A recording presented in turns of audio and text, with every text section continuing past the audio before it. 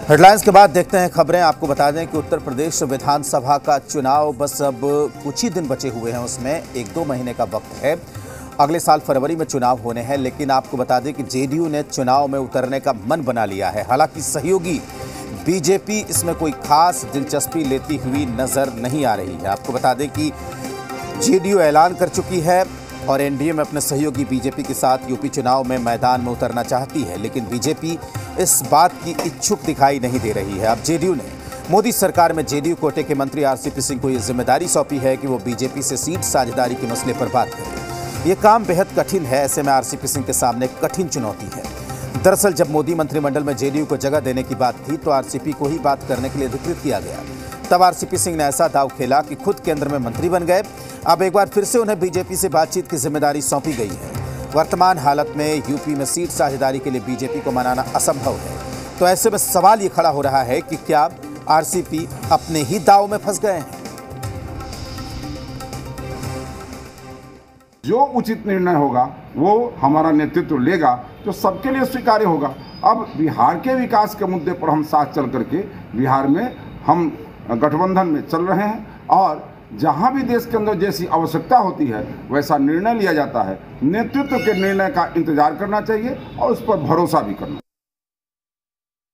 एक तो आरसीपी सिंह जी को एक्सपोज पॉलिटिकली किया इन लोगों ने कि आरसीपी सिंह की नज़दीकियां भाजपा से बहुत बढ़ गई हैं, और आरसीपी सिंह को ये पॉलिटिकल चैलेंज भी दिया है कि वो जदयू के साथ अपनी प्रतिबद्धता, अपनी विश्वसनीयता सिद्ध करे। क्योंकि उत्तर प्रदेश में भाजपा से सीट तो वही लेगा जो जदयू के तरफ से सोचे और भाजपा से नज़दीक रिश्ते हों।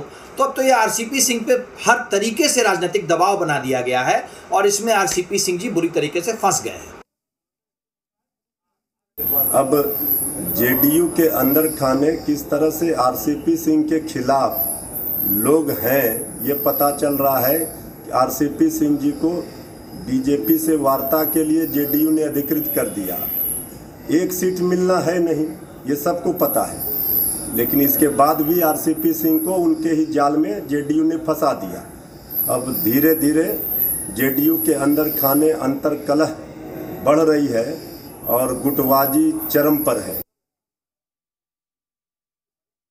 आरसीपी जी जनता दल यूनाइटेड की तरफ से केंद्र में जो है मंत्री हैं और उनकी जिम्मेदारी भी बहुत अहम है। तो स्वाभाविक है कि हम लोगों ने जो है उनको अधिकृत किया है कि बीजेपी के साथ वो वार्ता करें, जिससे हम लोग का गठबंधन उत्तर प्रदेश चुनाव में बीजेपी के साथ हो। और अगर हम लोग चुनाव साथ में लड़ते हैं तो निश्चित रूप से बीजेपी को भी इसका फायदा मिलेगा। और हम लोग को पूरा उम्मीद है कि जो आरसीपी बाबू की जो पकड़ है उस पकड़ का हम लोग को फायदा मिलेगा। भारतीय जनता पार्टी से और उनके शीर्ष नेतृत्व से, जिसमें अमित शाह जी, राजनाथ जी और नड्डा जी शामिल हैं, एक बार की बातचीत हो चुकी है और बातचीत उत्साहवर्धक है, सकारात्मक है। कल हमारी जो बैठक थी उसमें श्री आरसीपी सिंह को एक बार पुनः इसी बात की जिम्मेदारी दी गई है कि बीजेपी के शीर्ष नेतृत्व के साथ वो वार्ता करके और एनडीए के बैनर के नीचे जेडीयू चुनाव लड़ना चाहता है, उन संभावनाओं को खोज करके अंतिम निर्णय लें।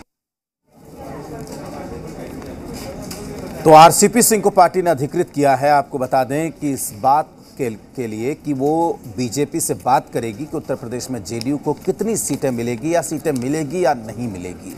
इसी विषय पर बात करने के लिए हमारे साथ जी मीडिया संवाददाता रुपेंद्र श्रीवास्तव जुड़े हुए हैं पटना से। रुपेंद्र, ऐसा नहीं लगता कि आरसीपी सिंह को जेडीयू ने मिशन इम्पॉसिबल पर लगा दिया है?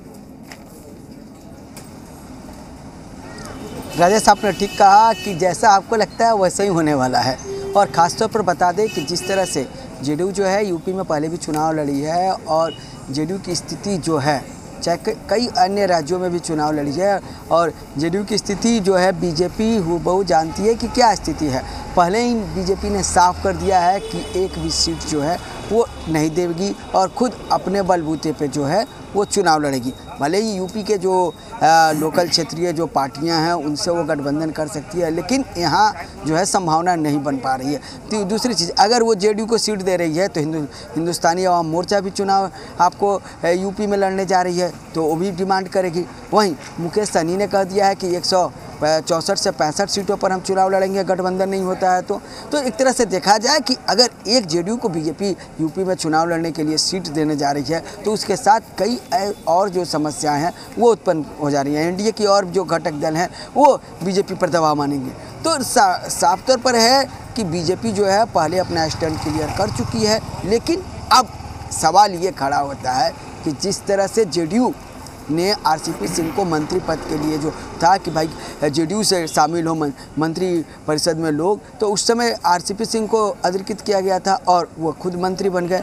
उसका कहीं ना कहीं जेडीयू में देखा जाए तो कई ऐसे नेता थे जो खुल के तो सामने नहीं आए, लेकिन अंदर खाने में कहीं ना कहीं वो कुंठित जरूर रहे और इस पर भी राजनीति हुई।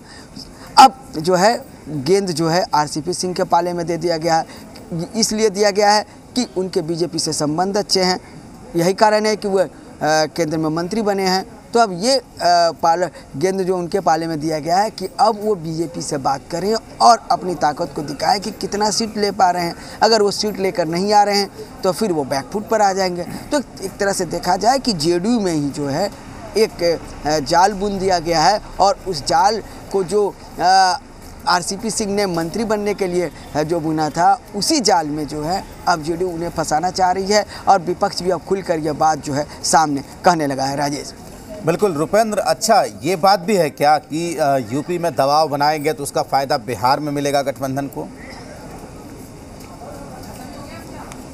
देखिए, यूपी में दबाव बनाने की बात की जाए और बिहार में फ़ायदा हो तो चीज़ों को समझिए।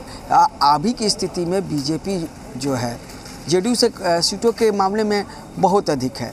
जेडीयू की क्या स्थिति है सभी जानते हैं, और जो गठबंधन के दल हैं वो उसकी क्या स्थिति है ये सभी जानते हैं। और बीजेपी अपनी चीज़ों को पहचानती है, और ख़ास करके जहाँ तक यूपी के चुनाव की बात हो तो यूपी चुनाव में बीजेपी अपना गढ़ जो है खुद बनाई हुई है।